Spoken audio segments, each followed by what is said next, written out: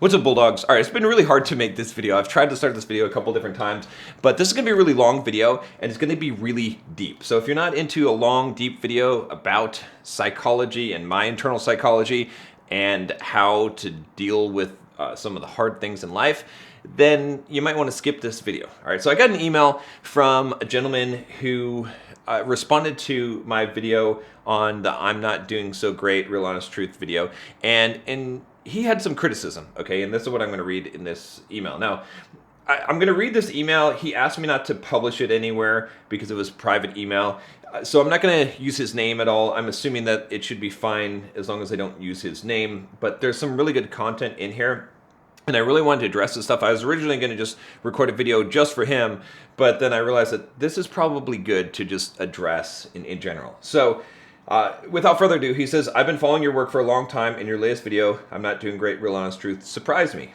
I believe it's time to provide you with some feedback. While I see a lot of praise in the comments, I think a more critical perspective might help you better in your current situation. That's why I've chosen to write this in a private email, and I kindly request that you don't publish it anywhere. Again, hopefully I'm respecting your wishes with this, because I'm not giving the name out.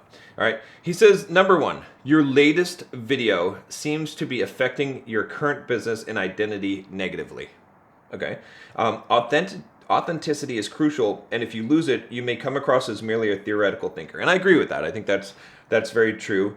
I would disagree that it's affecting my business and identity negatively. I mean, I think well, okay, maybe in the short run, right? So maybe in the short run, revealing all that information or the doubts I'm having and how I'm feeling and some of my hypocrisy is bad for authenticity, because some people might feel like I've lied to them over the years, which I'll talk about that in a little bit. But I think overall, like, for me to go forward, either I have to face this hypocrisy and deal with it and just come clean and just tell as much truth as I can and be raw like I'm trying to do now, or I have to keep the charade up to a degree. You know what I'm saying? Not that I've been really like keeping any kind of real charade or been trying to do that, but I think in the long run, just being just brutally honest is what people are going to respect. And I feel like that is important because, hey, I'm a human too. Like, I make mistakes, I fail.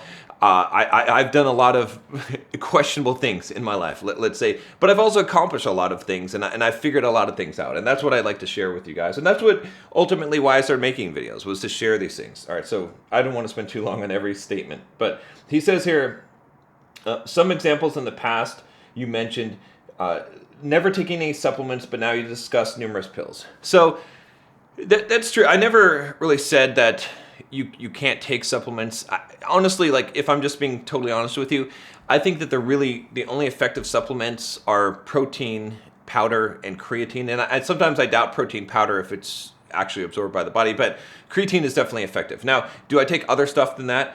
Yeah, I've got a whole list of longevity supplements that I actually started taking because I read David Sinclair's book and started doing the research and realized that anti-aging stuff, that there's some really breakthroughs in science here. And so I made a video on that.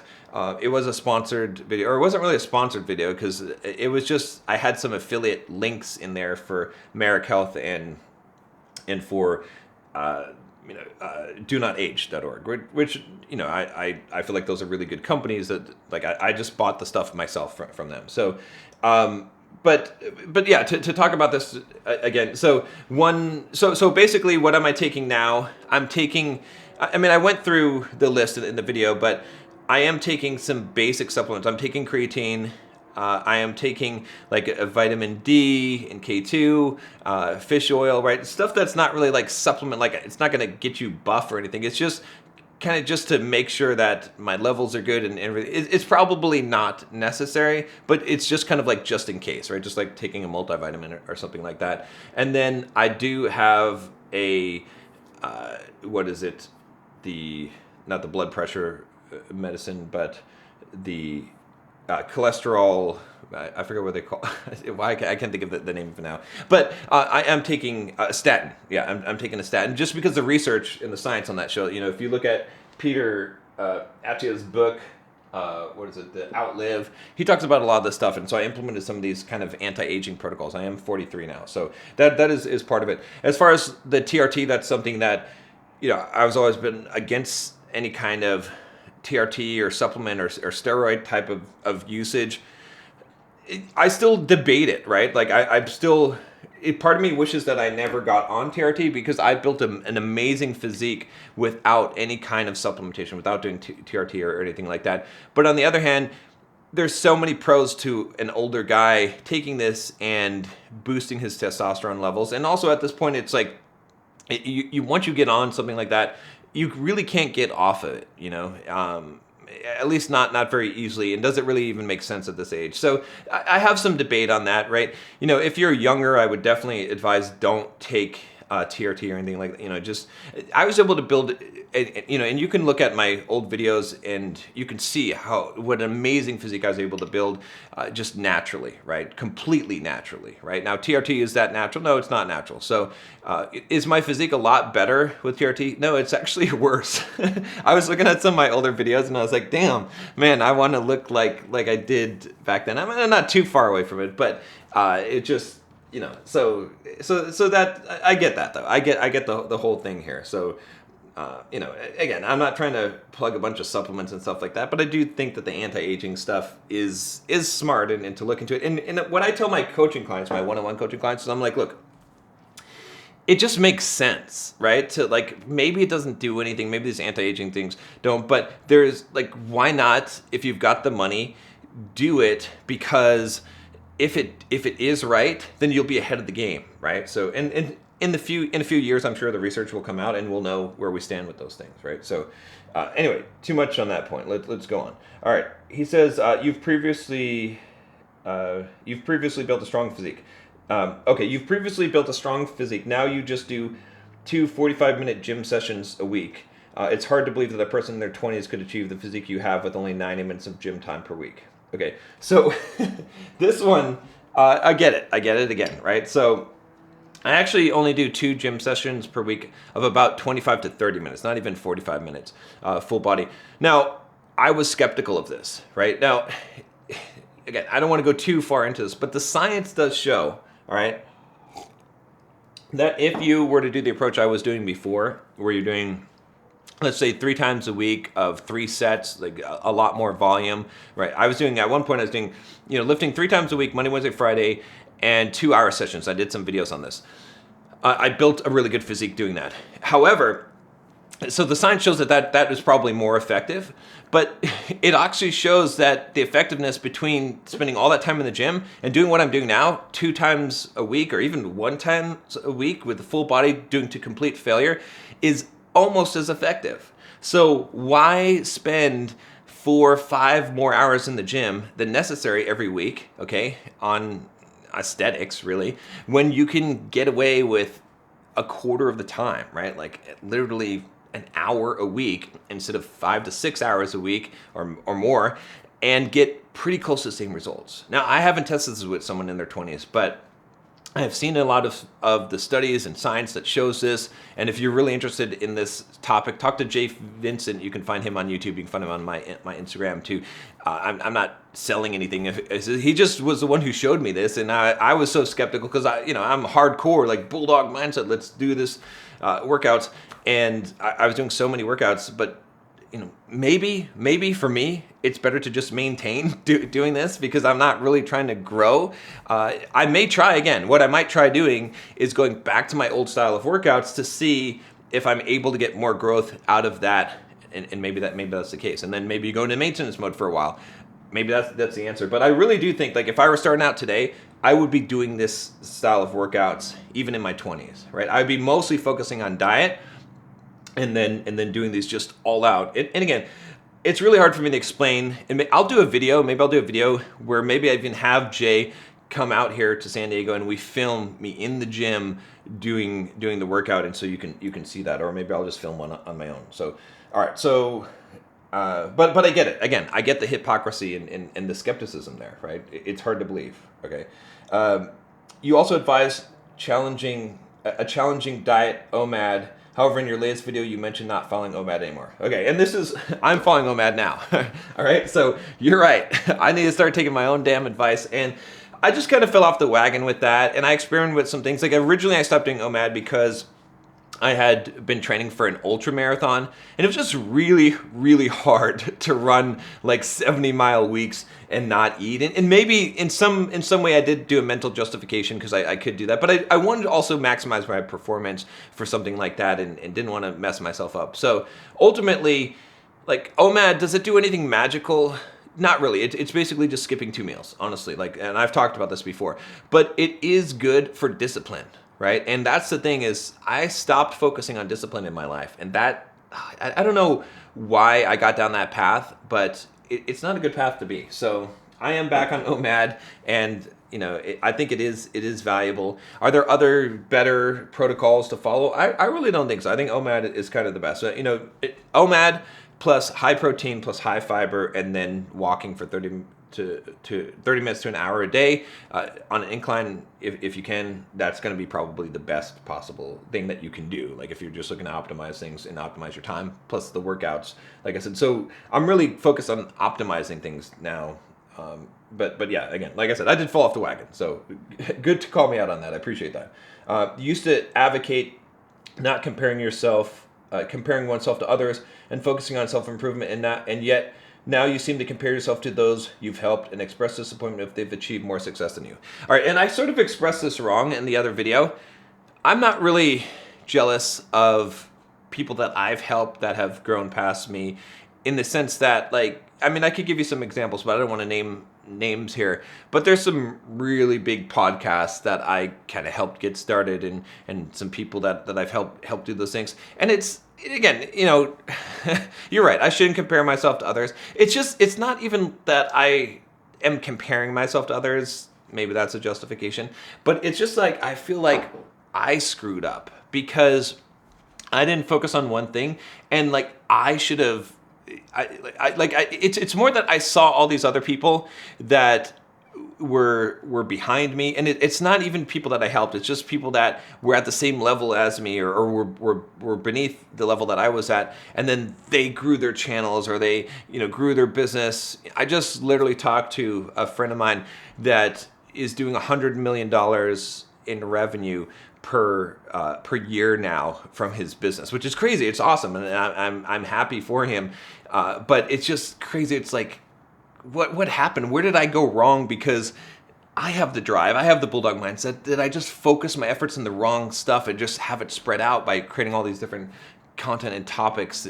You know what I mean? That's what it comes down to. There's a lot to this here, but I've seen so many people achieve a much higher level of success, and it's not that like I'm comparing and I want their success. It's just that it indicates to me that what happened here? Where did I screw up? It's not like I'm sitting on the couch and I'm like, these other guys. It's more like, geez, like I've been busting my ass, like doing. I just haven't. I know I haven't been doing the right thing because I haven't wanted to give up this broad spectrum of things that I do, instead of just focus on one. That's why I coach people and I tell them to focus on one thing. And when I do, then they're super successful. So, but you're right. I should not compare myself to others.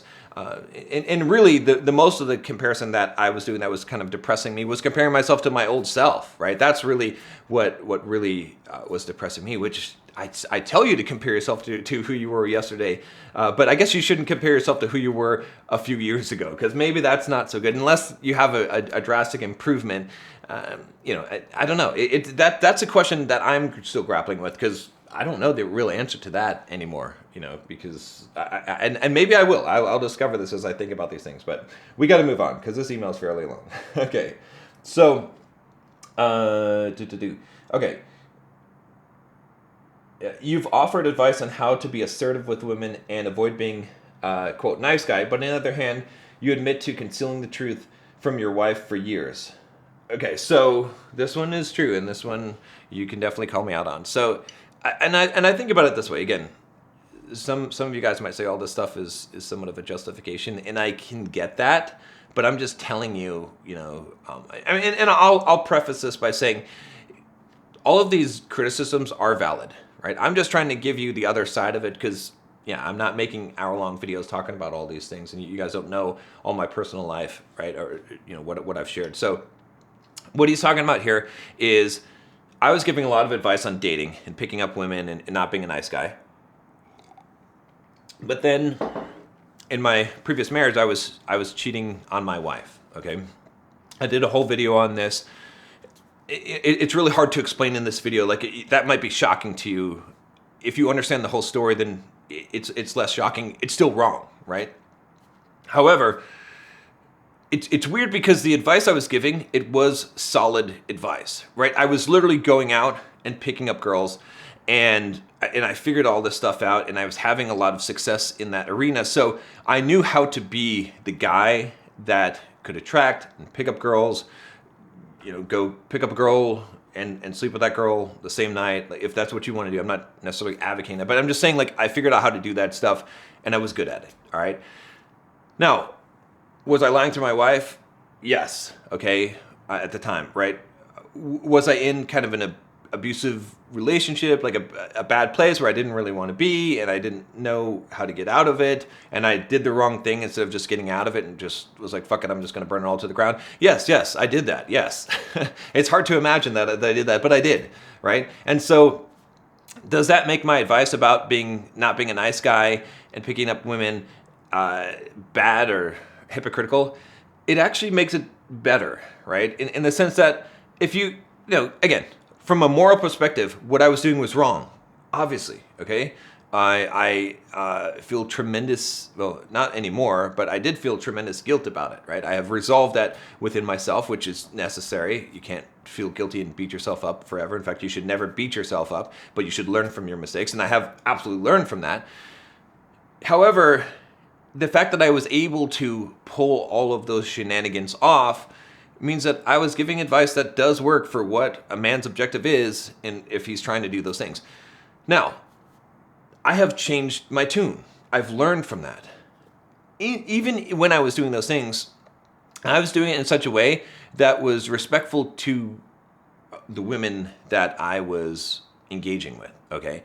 And making them feel special and using a lot of the same tactics that would be very, very useful in a relationship. And what I found is that in reality, well, first of all, look, I screwed up a lot in my previous marriage because I didn't really know how to be a man. And a lot of these things, like even not being a nice guy, they do apply to the relationship, and it would have been a better relationship. Now, I can't control what my ex-wife did, and I don't want to say anything bad about her, but she wasn't the one for me. It didn't.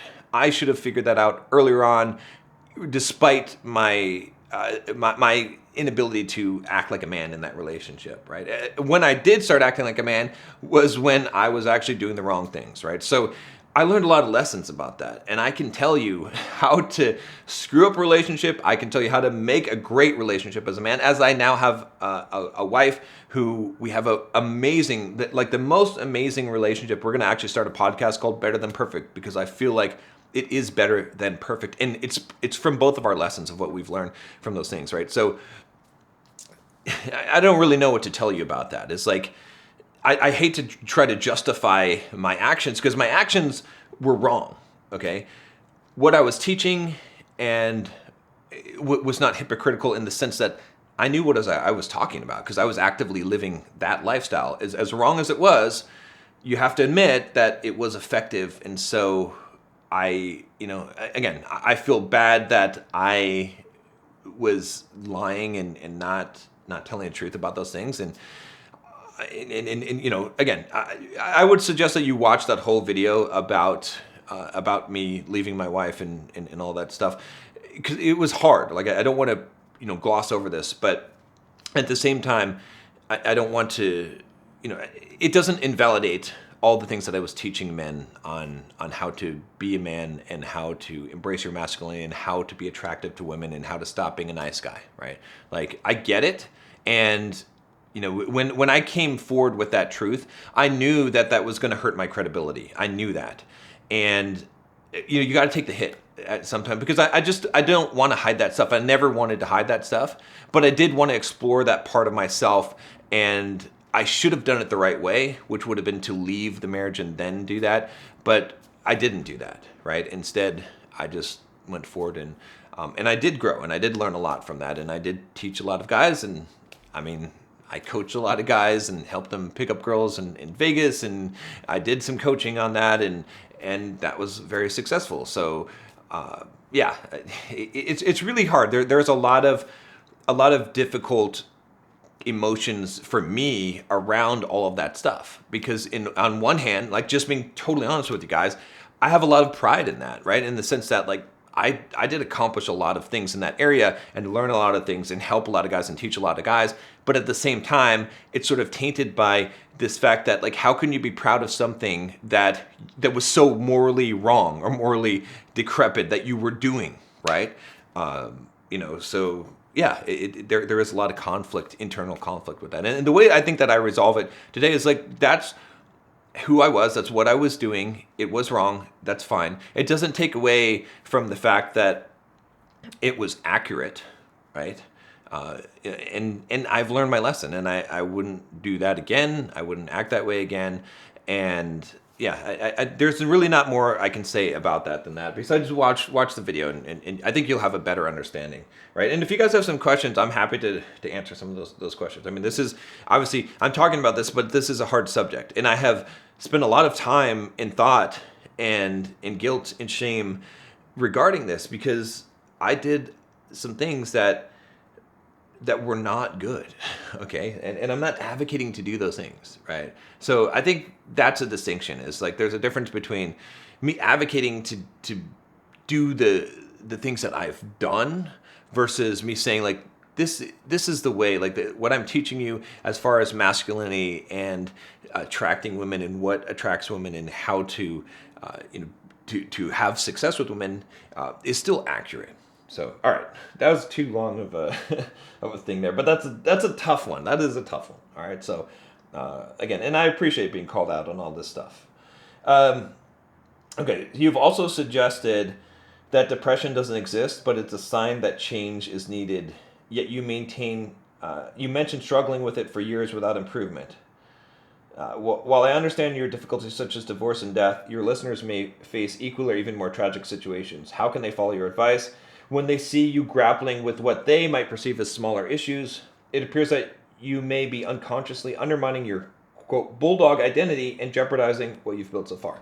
Yeah, okay, granted. My stance on depression hasn't really changed, because I may have experienced depression, but I was never depressed. Right? Let me explain what I mean by that. What I mean by that is that it didn't define me ever. Right? I went through some shit. All right, let's be honest here. It was a lot, like a lot of stuff at one time. It's a lot. It might seem like small stuff to some people, but it wasn't small stuff. Okay, let me tell you. All right, let me just paint the picture for you. Okay, living a double life, and then bringing an end to that double life, and going through a divorce, and realizing that during that time you were not the best father. In fact, you were somewhat of a shitty father. Like, not a completely shitty father, because you didn't do, like, a lot of messed up things. Like, you always treat your child correctly, but then, like, leaving, okay, and then dealing with that, and then all the connections that you screwed over several people in their lives, and lost a lot of family and extended family, and I mean, and then the death of my mother, especially under the conditions which she died with Parkinson's, and watching her die for many days and grappling with that, and then making the mistake of trying to get back to my old life, and then hurting my current wife because of that. Well, she was my girlfriend at the time. There's a lot. There's a lot, okay? There's a lot. Also grappling with your own identity in 20 years of, like, being someone different. There was a lot, okay? There was a lot to be depressed about, all right? I mean, I had a lot to be excited and joyful about, but there was also a lot to be depressed about. It was a big pill to swallow, okay? Like, let's not make light of this. But regardless, it did indicate some problems that needed to be solved, right? And I want to address what he said here. Is he was saying that you mentioned struggling with it for years without improvement, right? So depression doesn't exist. It's a sign that change is needed. But so yeah, it could take you years to change, to make the changes that are needed. Only now, as I'm making these videos and starting to realize some of these things, like there were periods of time where I got out of it and I thought I was out of it, but it came back because I didn't make all the changes that I needed to really make. And it still indicates changes that need to be made. So I don't think that is hypocritical in itself, but I get it. I get where you're coming from, and I can see that viewpoint. Like if I were watching someone and I was seeing them talk about don't be depressed, just go after things in life, like don't be a victim mindset, and then I heard them talk about being depressed for years, I'd probably be like, what? Wait a minute, what was going on this whole time, right? And the truth is that this is life, man. This is life. Like you are going to face these struggles. Like believe me, the demons that I am facing, you're going to face similar demons. And you got to kind of push through. Like the whole time that I was going through all this stuff, I didn't stop making videos. In fact, I was doing the video schedule that I had intended to do. I kept going to the gym. I kept running. I mean, I stopped running for a little bit, but I kept going to the gym. I wasn't performing at my peak level, but I kept pushing through, right? Because you have to, right? So anyway, so I get that. And again, what I would say to you guys that if you feel like my issues were smaller issues, they're not. I mean, in the grand scheme of things, maybe, you might struggle with something way more, but you don't know how something impacts some person. Like it's really hard to get into someone's head, but yeah, my intention is not to undermine my Bulldog identity and jeopardize what I've built so far, but my intention is also not to protect that. Because protecting yourself, and this is one thing a lesson to myself that I forgot, all right, which is this, and it's a very important one, which is this, it's like, look, Tony Robbins, when I started making these really life changes, I went to his Date with Destiny seminar, and he said, the quality of your life is in direct proportion to the amount of uncertainty you can comfortably live with, all right? And that was a light bulb moment. It changed my life, right? And I realized, again, that I started building certainty. And so I started trying to build safety nets and walls and things to protect myself. And so I'm no longer going to protect myself, not even from you. Right? I'm not going to shield my hypocrisy anymore. If you see the things that I'm doing and you say, John, that's hypocrisy. Like you're teaching these things and you failed at these things. Yes, correct. I am not. I don't want to say I'm not perfect because people use that as an excuse. I want to say like I am a human and I am working through things. And what I've been sharing with you in my journey on YouTube has been the struggles I've been facing and how I've been overcoming those things. And have I been completely honest in some of the things? No. Have you? Has anyone? No. Is that a justification for it? No. It's just, this is the rawness of me as a human being. And so does that jeopardize my Bulldog Mindset brand?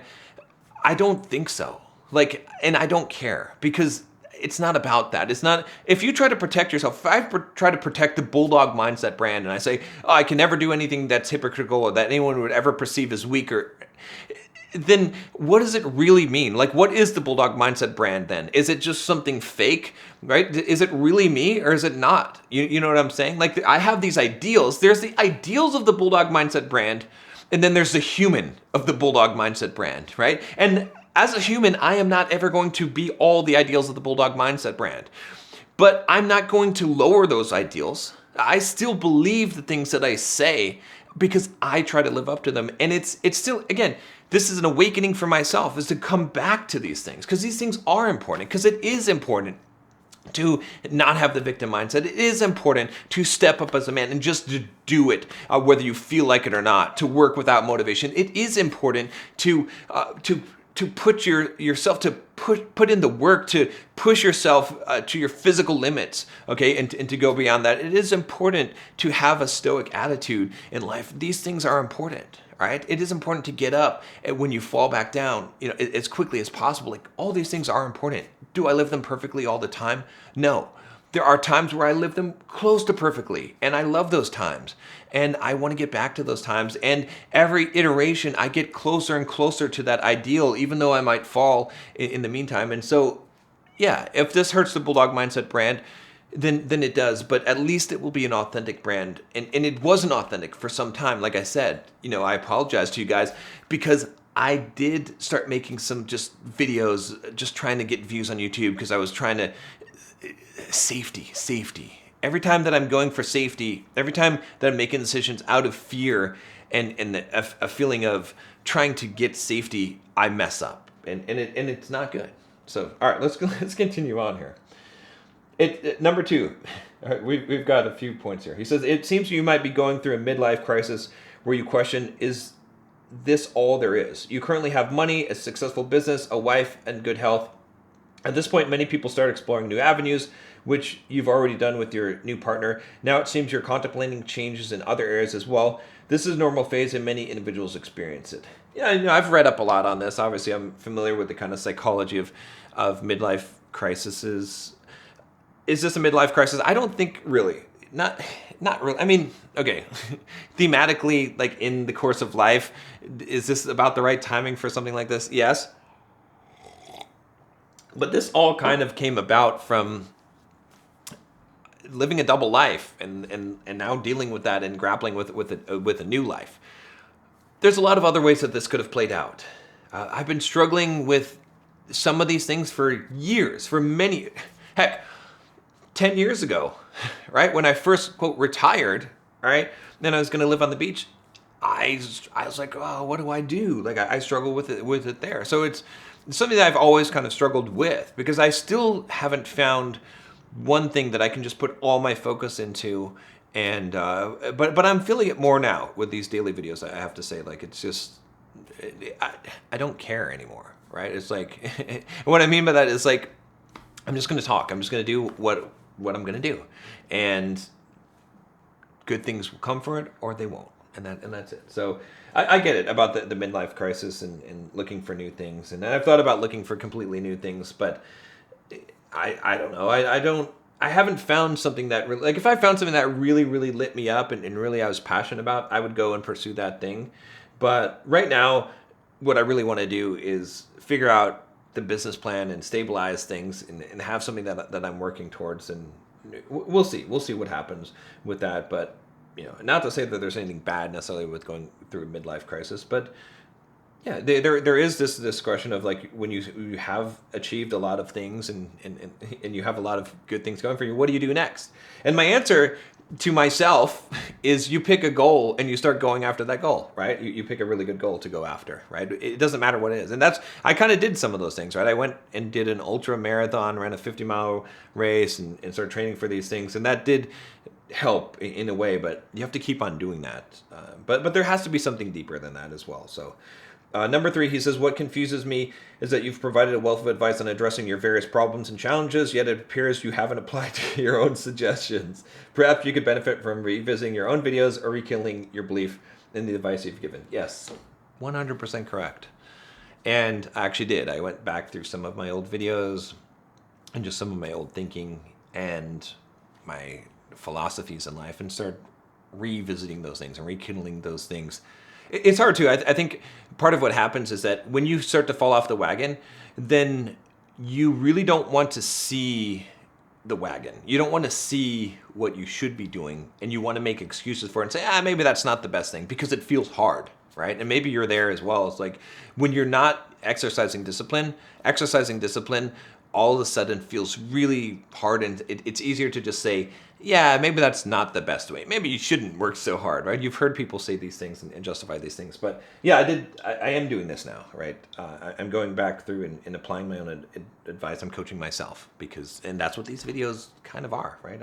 As I'm expounding upon these things is because, and part of it, I think this comes down to, which is important, is that, and I see this all the time when I'm coaching guys, is that the only way that I can really coach you or that anyone can be coached or that they can make a transformation or a change in their life is that they first have to be authentic and honest where they are right now. And so as long as I'm putting up a front and I'm making videos saying everything's okay when it's not, and I'm pretending like I have all the answers when I don't, then I can't actually grow and I can't actually change and I can't actually coach myself, right? So by making these videos, even if it hurts the Bulldog Mindset brand, I'm leveling with you, right? I don't have all the answers. I've figured out a lot of things. I've had a lot of success in my life.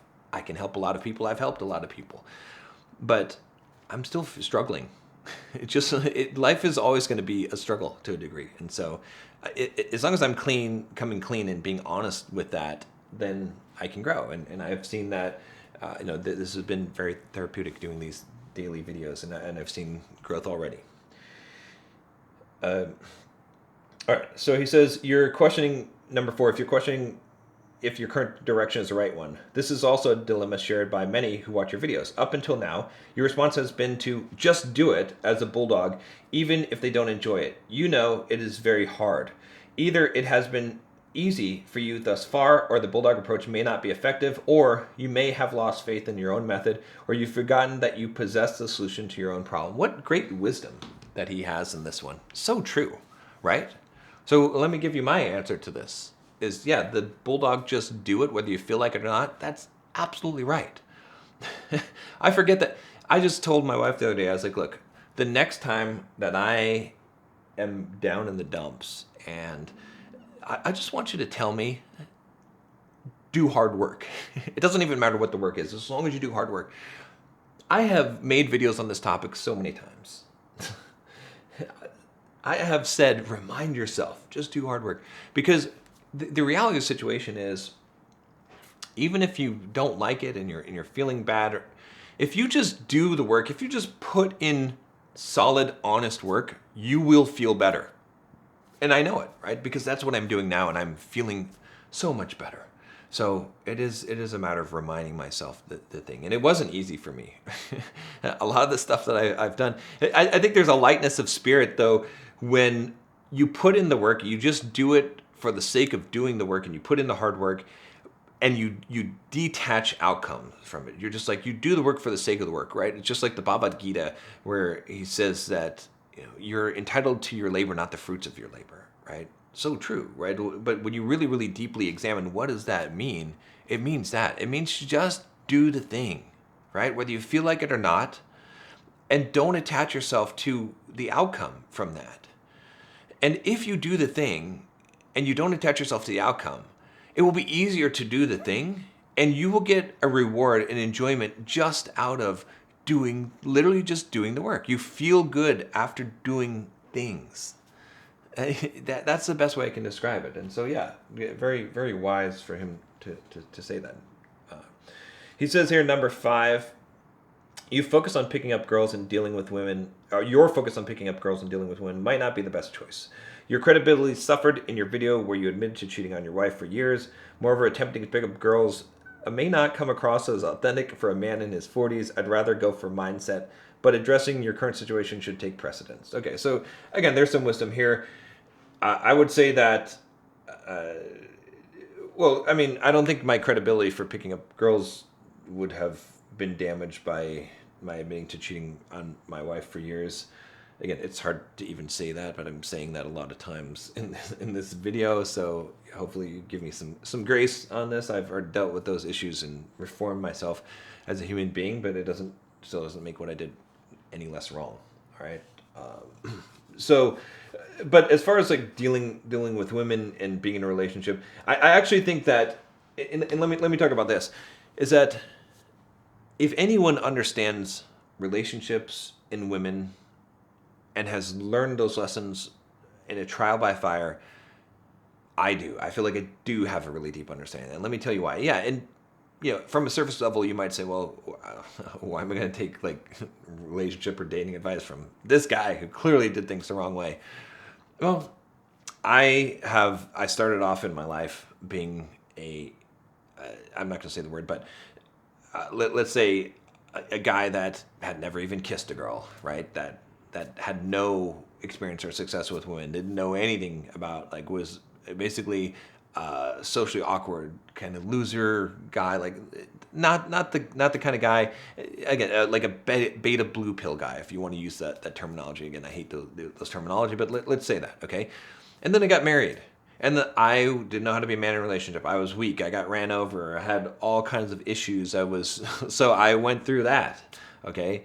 And then I turned around and became again, we'll use the terminology, the alpha Jad guy that every guy wants to be, going and picking up girls and doing all this stuff, and like, just kicking ass in that area, like figuring it out, right? In the psychology of women, like doing stuff that most guys would think is not possible to do, right?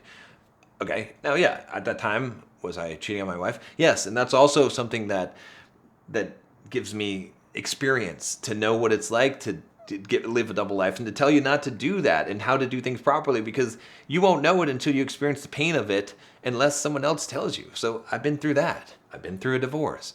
I've been through into a new relationship that I've done things right, that I have learned to be the man and be masculine in that relationship. All right.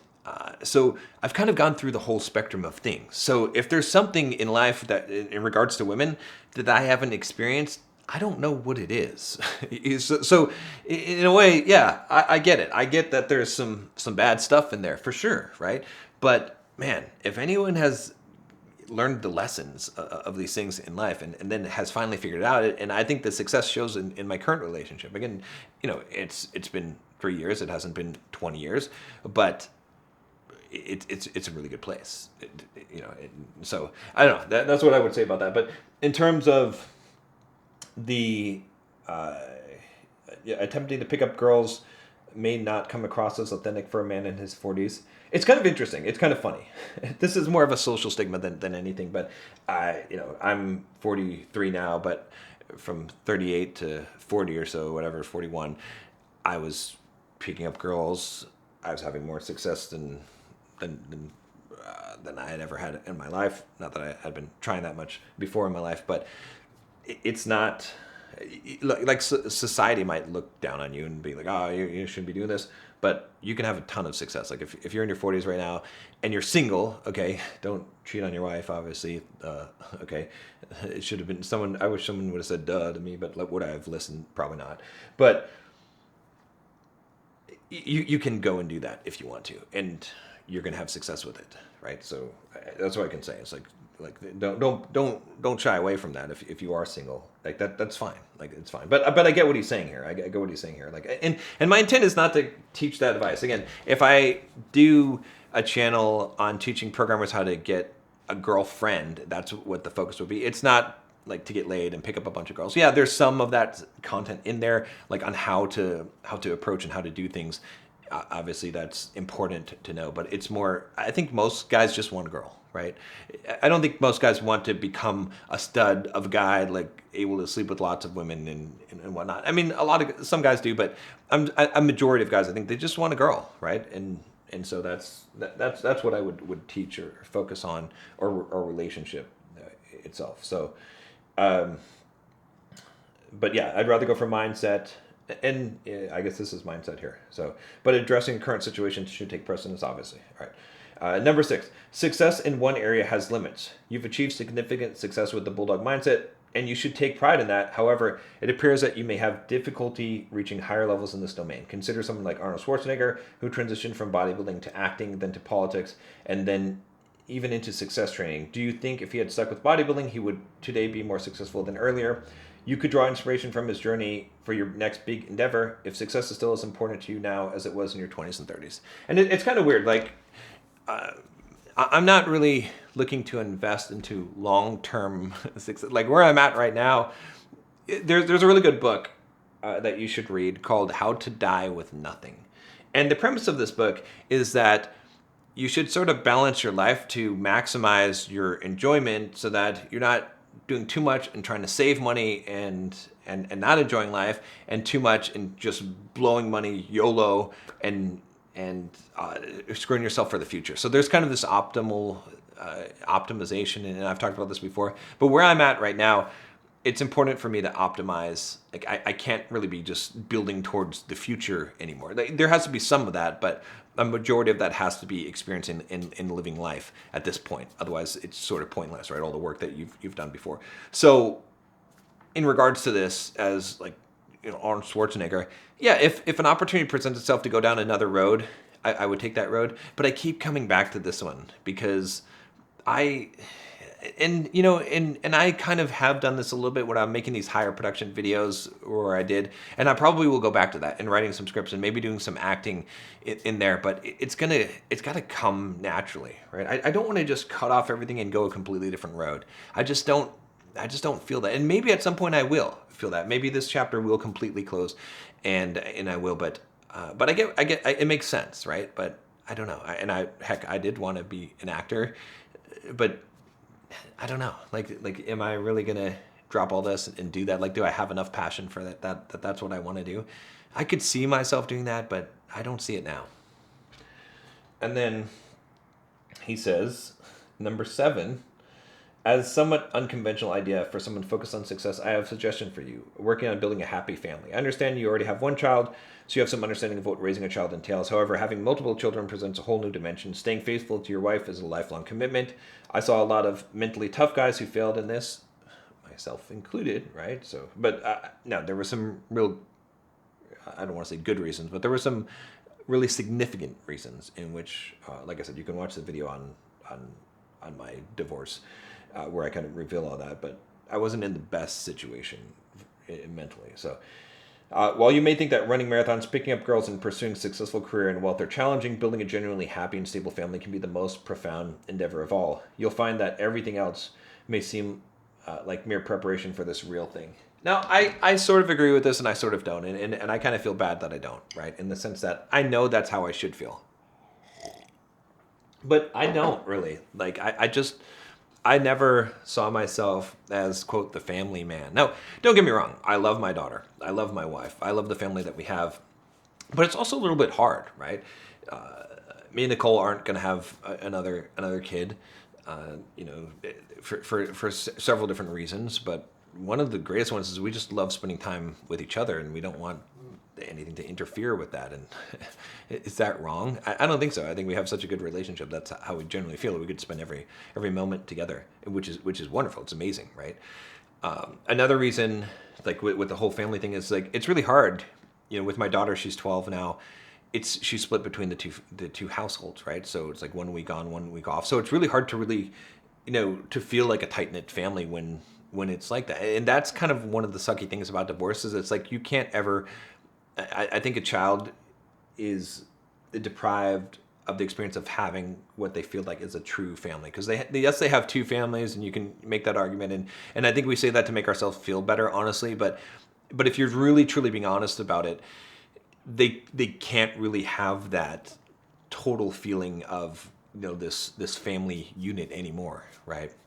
I'm glad that my daughter was able to experience that early on in life, and we did a lot of things and traveled and stuff like that, and but so that kind of dissuades me. Like, if I put all this investment into building a real family, like the only way that really works is if I have another child, and it's not something that I really want to do. In fact, I never even wanted to have kids to begin with. Now, don't get me wrong, right? I love my daughter. She's amazing. I would not change history to go back and not have her, knowing the wonderful soul that she is.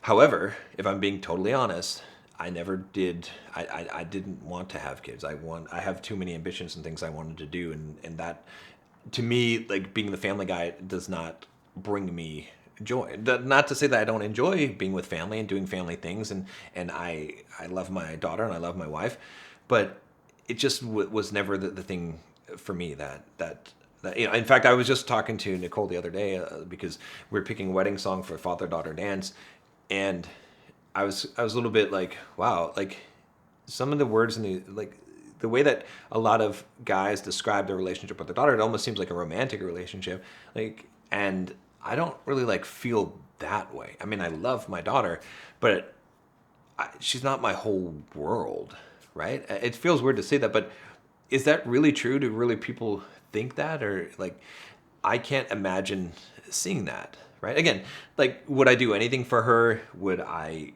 sacrifice myself for her? Yes, and I have, right? In many ways, but I just don't see that. Maybe that's just a defect in me, or just how I'm built differently, but I'm just not that guy. That I don't feel like that would bring me fulfillment, like having a family.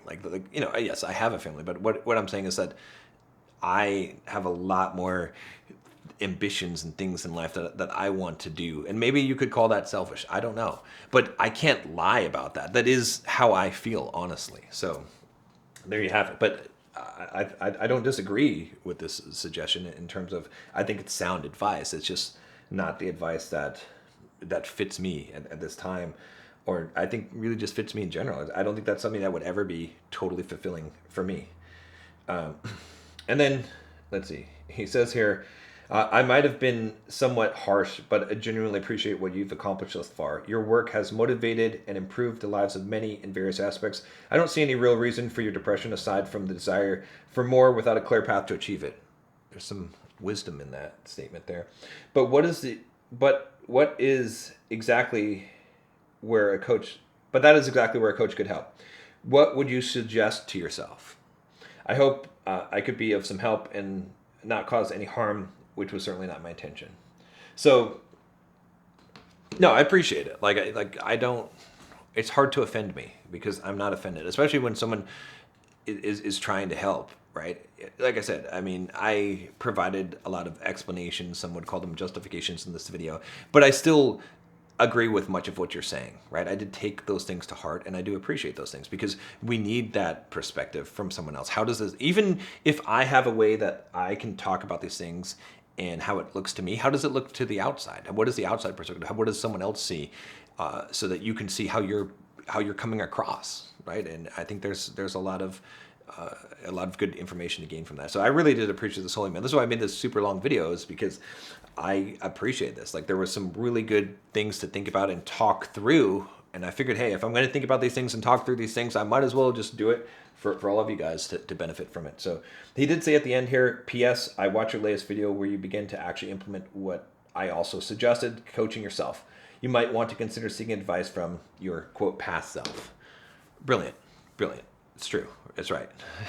And I am. And I did figure that out and realize that. It's like, sometimes I really have to think about, like, what would the John Bulldog Mindset, like, he's almost a mythical figure in my head, right? And it's like, what would he say? How would he deal with this situation? What advice would he give me right now, right? I wish I could actually have an interview with myself, like at the peak of Bulldog Mindset, and listen to what he said. Now, in some regards, I'm wiser, but in some regards, he was wiser, right? Like, he had things figured out more so. So it's an interesting dilemma, but I am taking the advice of coaching myself and going forward with that. So this was a long video, guys. I appreciate you guys that stuck with me on this. And as always, hey, if you want to send me some emails about this, if you want to give your insights down in the comments below, if you feel like I'm just bullshitting myself in some regard, I'm open to it. Let's talk about it. Anyways, I'll see you tomorrow.